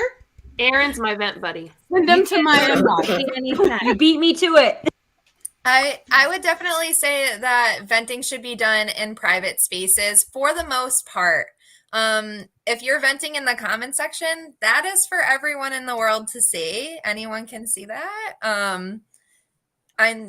it's a gray question. It's a very gray question. It's not a black and white question. There are things that we need to vent about in public to talk about them. Yeah. But then there are things that we should definitely not have on the internet for everyone to see. Absolutely. I agree too. You know, Karina's my event buddy. that's, and Michelle. you have a friend Yeah. and you talk about it. I know who is fiery sure. about certain things or whose opinion, you know, like I know certain things I'm like, oh, I got to ask Erin what she thinks about this or things like that. So yeah, I think it's really important to have a vent buddy and also remember that to be kind, to try to be as kind as possible. Even when you are angry, I understand get it out, but always circle back to kindness because that the hatred is where that festers. And that's what we're trying to get away from. You know, so many horrible things come out of fear and hate, and we don't do that here. So it's okay to have a little bit in the beginning to just get it out, and then always proceed with love and kindness and compassion and empathy moving forward. Yeah, and But getting These it are out. horrible people. Even when they Horrible make it people. really, really, really, really hard. And But getting it out, also- I think, can for a lot of people is a big part of like the process of, well, processing offensive things like that maybe are re-traumatizing you or you know, making you maybe it's a reflection of like what you see in your family, you know, that you can't say to their face, and you see this stranger saying the same things and you're like, oh, well, I can take it out on them. I think that, you know, maybe a big part of that process for a lot of people is venting and you know, yelling about it and getting heated and cussing and, you know, saying horrible things about this person. And I just want to throw it out there that, like, if you need a space to do that in private, like, DM me. And we don't have to know each other. Just be like, can I? Oh, yes. You Also, can. But therapy is if helpful. that helps you keep it off of the public internet, by all means, I will. But also, I will if handle you're it. gonna ask for advice, take it. Take it, Yeah. and you know, you're asking that person for their advice for a reason. For example, I know that if I want some level-headed advice to go to Kayla, Erin, or Julie. If I want some spicy get 'em type of advice, I go to Blanca or Gladys. You know, so just kind of Also, keep that that I in can mind. really I do offer therapy, level-headed advice as well. Don't get it twisted. Therapy, No, she does. Of course, absolutely, Therapy. but you know, Therapy. for sure, for Therapy. sure. Go up to Mount Crumpet and scream into the void. Therapy. For real. I mean, Exactly. like seriously, y'all, therapy, like for real. Mhm. Like we're advocates, and we're dealing with people's trauma all day, every day. Like, in my other stuff that I do, I'm getting messages about people who have died constantly, who were a member of the cult I was in.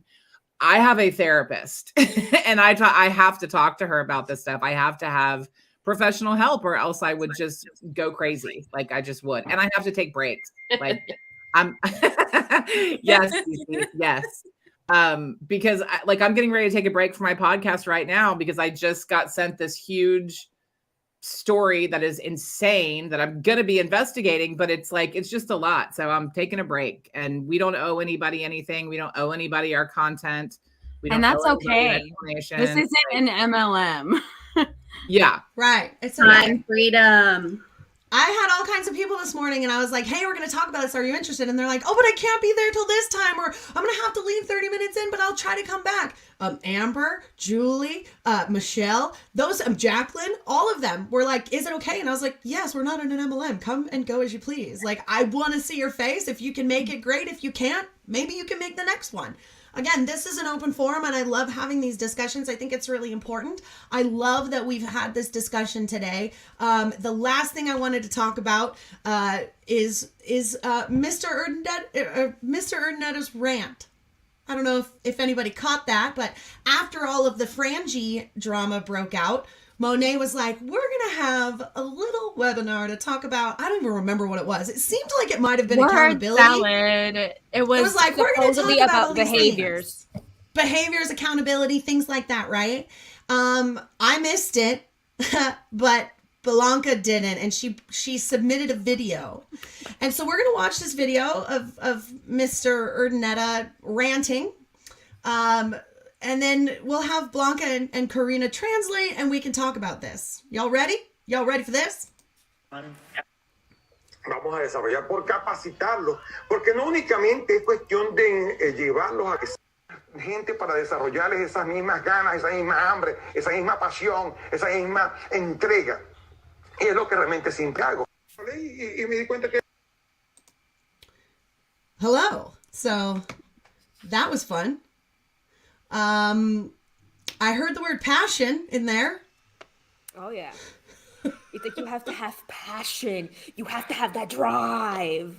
I just can't get over this. Like it was just the shaking and the toxicity and just talking to a community that I've made this comment several times. And even when we were talking yesterday, Roberta, talking to a community that in and of itself already has a hard work ethic, and then you're telling them to go into overdrive. Right. Awful.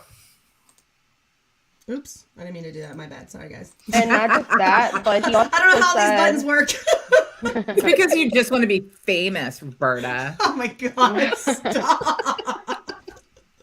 leave her alone. She's blessing us with her beautiful face. Yeah, but No, also it is that's an excellent point. Like the Hispanic community has an incredibly strong work ethic, very, very strong family roots. And for him to like pop on there and to be telling them that they need to work 24 hours a day, that they need to just work harder, have more passion, do all of these things, it is incredibly toxic. he said you have to work holidays, weekends on your child's birthday. That is going to take you at least 2 years to make an actual profit out of this business. And if you don't make a profit out of this business, you're a quitter. And if you didn't like what he was saying this Monday, that's okay, because he already got what he needed out of you. So don't feel the need to come back next Monday or the Monday after that, because he doesn't need your money. All he's looking for is those top leaders that are willing to work as hard as he needs them to. Mm-hmm. Send that translation to the public comments of the FTC proposal. Mm-hmm. Mm-hmm. For sure. Absolutely. Yeah. I mean, The crazy part about this is when you look at where the money is coming from these companies, it's not coming from the top earners. It's coming from everybody in their organization. So if he's sitting here saying, well, you don't have to come back next Monday, I don't need your money, you actually do. Sir, Yeah. you actually do, because you wouldn't have a business without that 99% of people that are losing money or losing money or not making any money at all. You would have no business. You would have no top earners, period. And That I would did ask in interfere the with- question section, sorry, Blanca. I did ask in the no. question section, I was like, hey, so as a person of color, why are you tolerating all of this? And I got booted. Because Same he here. couldn't answer my question, even though I was asking it as in Spanish. He could not handle that. Yeah. So I blatantly asked about Frangela. It's like, so hey, what are we gonna do about so and so and her anti-Semitic and racist and all of her conspiracy theories? Like, what are we gonna do about that? Like 20 minutes later, maybe or so after they noticed. And that That's quote too, literally their that response. you said, Blanca, that he said, nobody F's with me. I'm never going to be the one that gets F'd. I'm always going to come out at the top. That should tell you everything what you he know said. about him. Yeah. That's what he He said. said in Spanish, it's like, no me voy a dejar joder, ni me dejaré joder por nadie. So basically, like, nobody's going to mess with me and mess with what I have and what I've built, because I want to supersede Tupperware, which is where he came from. He called Tupperware his school. So again, Wow. the Makes a lot of sense. the executives leaving or people that are in previous MLMs to create their own pipeline is real. So I mean, that's proof right there, right? He came from Tupperware, okay? That's the food container MLM, okay? To sell shampoo? Where's the correlation between leftovers and washing your hair? I can't figure it out.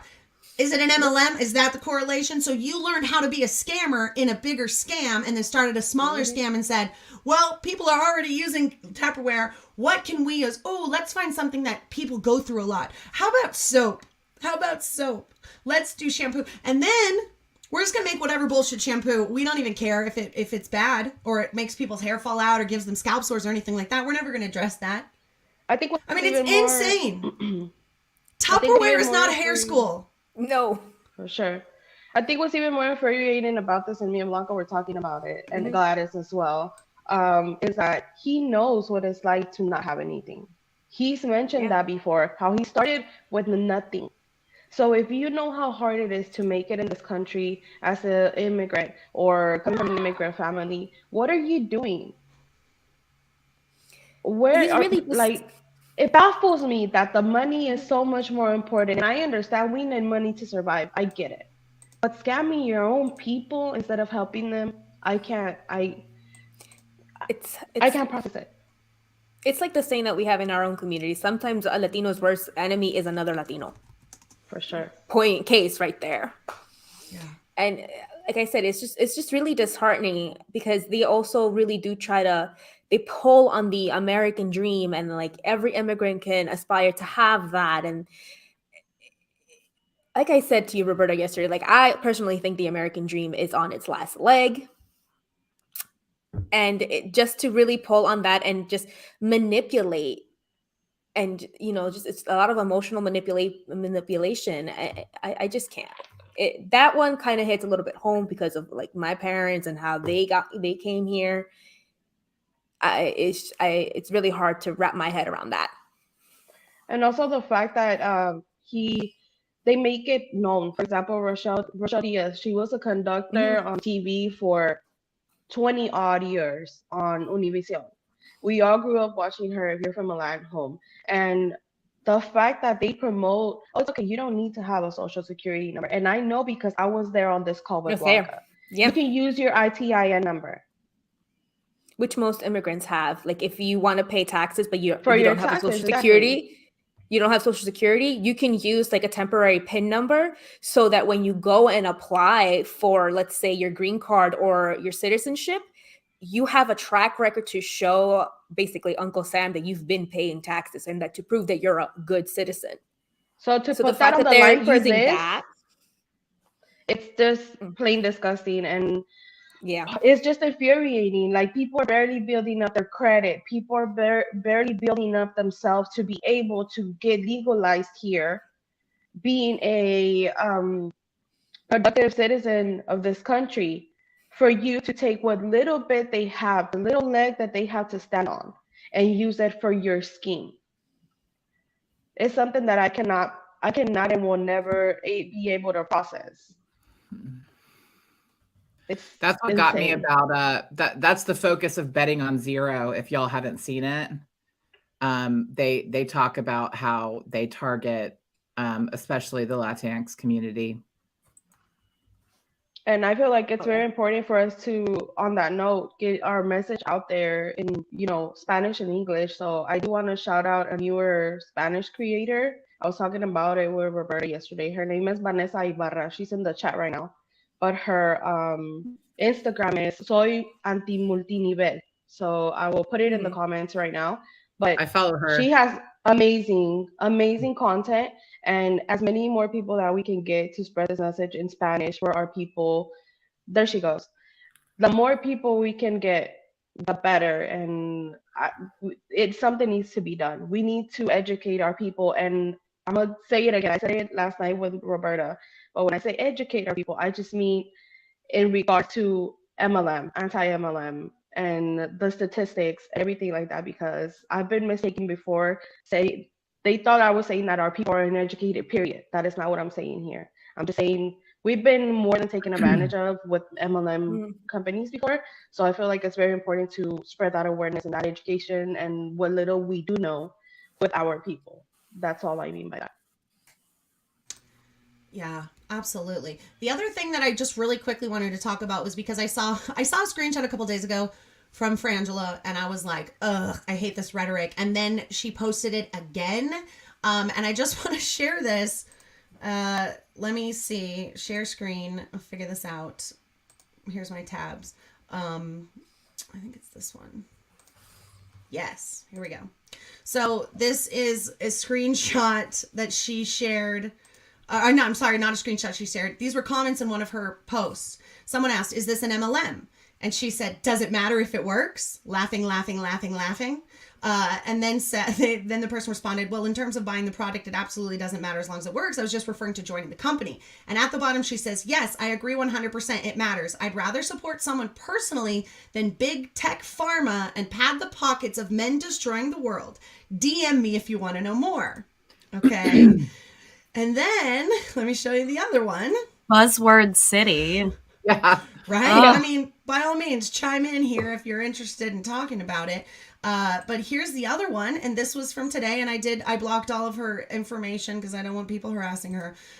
This one was her dancing around, and it says she sells life-changing shampoo and works with the best family-owned company in the world. Okay, so loaded. Who has given the foundation of gratitude and giving back. Who has a foundation of gratitude and giving back, which is another one of those tax shelter charity, MLM charities that are bullshit. Yep. Don't do that. It's literally just to pad the pockets of the guys in the corporation. It's so strange that she doesn't see that. Instead of letting her people buy it on Amazon, Amazon is a third-party website for many, many, many small businesses, probably women who are trying to buy their daughter's dance lessons. So that's moot. AKA, apparently Amazon is big tech, pharma, and the government, who support billionaires trying to enslave the entire world with microchips and genetic biomodifications. So it's wild to me that she says that and then doesn't understand that that's literally what she's in. Like, she's literally in a multi-billion-dollar corporation run by a man who we just saw rant and tell everyone to work harder. That's all QAnon. 7 days a week. That's big pharma and big tech, but she misses big pyramid. Because Big Pyramid is one of them too. And she's literally in Big Pyramid. They have a lobbying effort. They have a caucus. They've got offices on K Street. You can open up Open Secrets right now and see where all of their donations go. And Monet is a subsidiary of Alcora, which is a massive corporation owned by a man. Can we start like using the Big Pyramid hashtag on everything, please? Can we make a thing that people talk about? Hashtag Big Pyramid all day long. I'm gonna start using that hashtag on every single post that I do. The hashtag anti-MLM. That's my commitment today. Well, and it's funny when these reps talk like this, because they're all about I'm empowering women, blah, blah, blah. Anti-MLM, you don't support women, yet these companies are owned by men.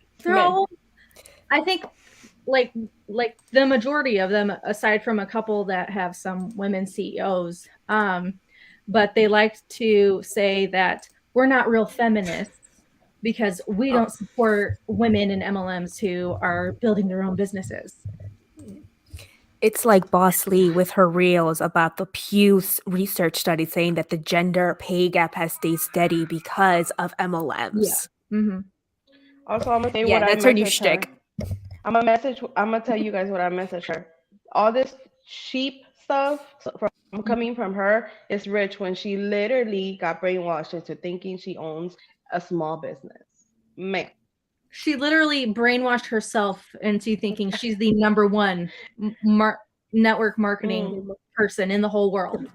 Yep. That's something she made up herself. Aaron and I have nothing to say. Platitudinous buzzwords and loaded language. Why do I feel like you mean the opposite of that, Josie? She's drinking the tea. Did you guys see? Yeah. I do absolutely love this comment though about the government not needing to implant us, because like if you guys actually believe this, you need to watch the documentary the Great Hack or the Big Hack. I'm not sure what it is, but it's about just watch it. It's on Netflix. Just so you know, this is a microchip. Hey, wiretap, put groceries on my list. How do you think Facebook and Alexa, Amazon know what we want? You have all that stuff. That's what I'm saying. Watch The Great Hack. Y'all have no idea. You know those little Facebook quizzes where it's like, let's see how many of these things you can get right. And it's like, do you prefer coffee or tea? Do you like mushrooms or tomatoes? Like those? Those are literal data points. You are giving people all of that information for free. It's a $1 trillion industry. I'm with Skylar on this one. Beep, beep, boop, boop, bitches. Yes. Also, I find it so ironic. You literally get a number at birth. I find it so ironic that our friend Shanji has a problem with phones, but she will not put her phone down long enough to think about what she's about to post. Yeah, she's literally screaming anti-Semitic. Make it make sense into it. It's just wild. It's it's like being allergic to peanuts and then making yourself a PB&J. And I wanted to say, like, you know, even if Monet does do something about her and either like fires her or whatever, she's just going to move to another MLM and continue to do the same thing, because there's no regulation when it comes to this. There's no HR department for market reps to hold people accountable for their very disturbing remarks. So even if they do remove her or Mandy Sue, they'll just move on to the next MLM and continue to do what they're doing. Absolutely.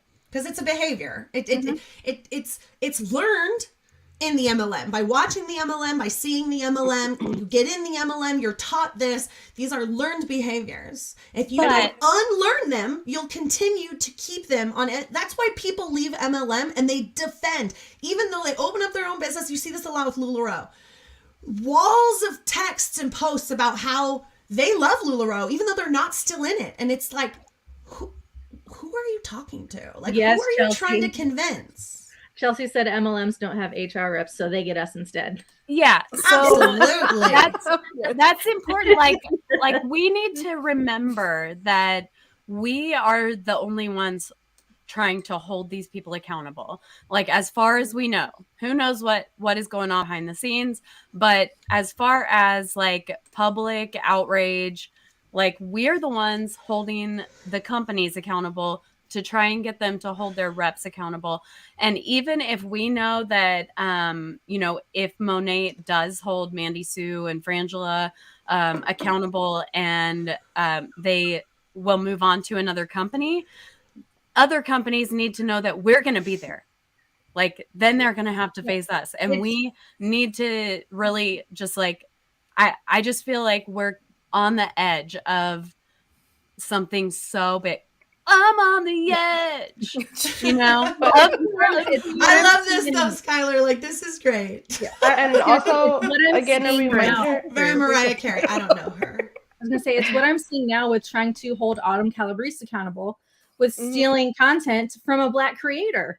Oh my God! Yes. And check that out on Amazon. It wasn't and the Beachbody coaches that are like coming at me like, why are you doing this? Blah, blah, blah, blah, blah. Like, why does it matter? She remixed her reel. I was like, no, it wasn't her just using the sound. She blatantly plagiarized this actual real gastrointestinal physicians content.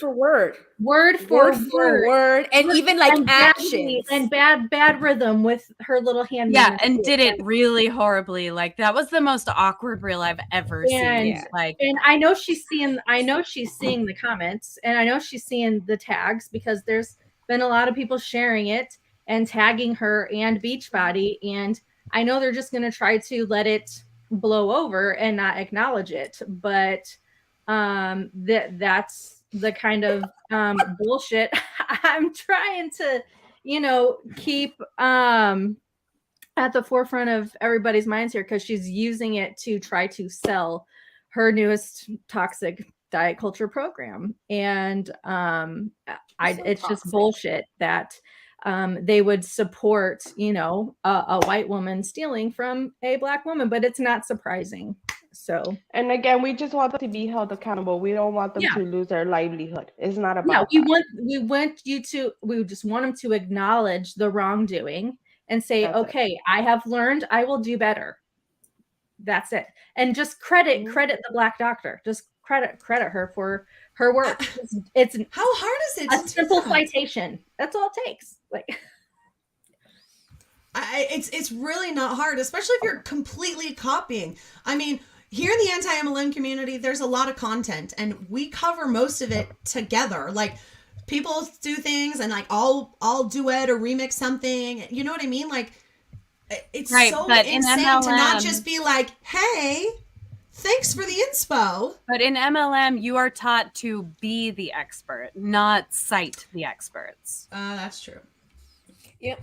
She really messed up with only having that sound just be the creator and herself. yeah, and that's what when I first saw it, because when I saw her reel and I saw the sound and that, you know, it was Carissa MD, I was like, wait a minute. So I went to it and it was just the original and Autumn. So it was very obvious. She completely just stole it and plagiarized it from her and took it to market her newest fad diet that she's got Right. going on. And In with the words of Autumn's- Julie Joe, sorry. In the words of Julie Joe, if you're gonna lie better. Where'd she go? Yeah. Julie, where'd you go? With Autumn's audience, like that was a really good opportunity. If that was something that spoke to her and she felt like resonated with her gut health program that she's promoting, that was a really good opportunity for her to like give credit and exposure to this woman who made some really great points, and instead she wanted to take that credit for herself. And I really do think that, you know, having been in Beachbody does tell you that you need to be the expert. You know, you don't want to say, oh, well, I don't really know, let me check with my upline or something like that.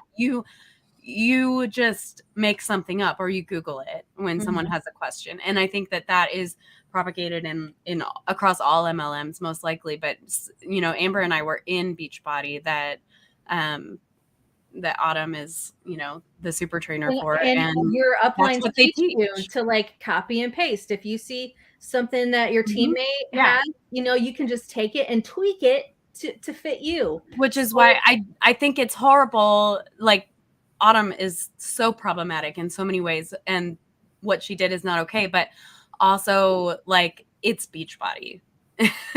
The company is making this the environment that where that is the thing that is appropriate to do in her eyes, you know? Yeah. It's absolutely wild. This has been a really great chat. I love all the comments in the comment section. I think we had a really good discussion today. Here we are at the 2-hour mark again. I don't know how we do it. But the last thing that I wanted to do I was late. Danielle has a little shout out, a little project that she wanted to share. And since we have such incredible followers and commenters, I think that would be really great to share and help out. So Danielle, please take it away.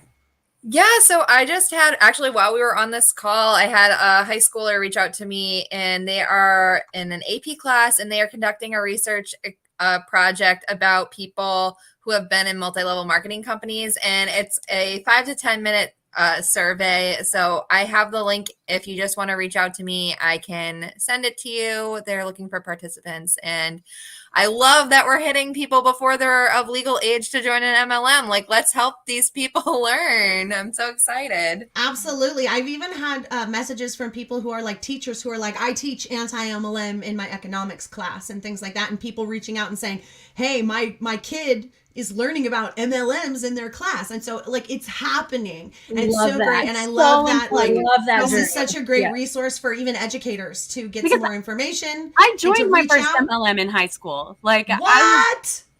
Avon. Avon had their like teenager line and like literally recruited me to sell makeup to my friends in the hallway at our lockers. Like, literally underage. So it's so important to get this information into like economics classes and things like that. I completely support that. Oh yeah, my daughter is anti-pyramid scheme all the way. So is mine. And I will tell you, when we reacted to Usana the musical, Abby was so sad that she was at school. And she goes, Mom, the next time you react to silly stuff, can I be on the show? And I'm working on some stuff. And as I was working on that, I started to find instances in cartoons and children's shows. And so Abby reminded me that spring break is coming up and that she will be available on a Friday morning very soon. And so we're going to do a reaction, a kids MLM reaction to talk about different MLM parodies on kids shows. There's some cartoons and stuff where they've done MLM parodies. And so Abby's going to come on react. She is so excited. So I will let everybody know when that happens. It will be during spring break on a Friday.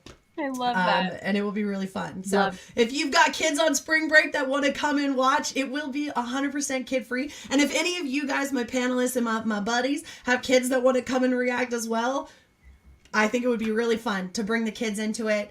My kids already been on the show. To teach them really young and be like, yep.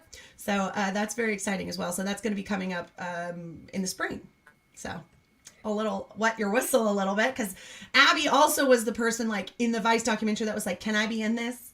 And then when Amazon was here, she was like, I was in the other one, can I be in this one too? I'm like, girl, like she's like really about it, so she wants to be a part of it, and I'm all for it if she wants to be a part of it. So yeah, yes.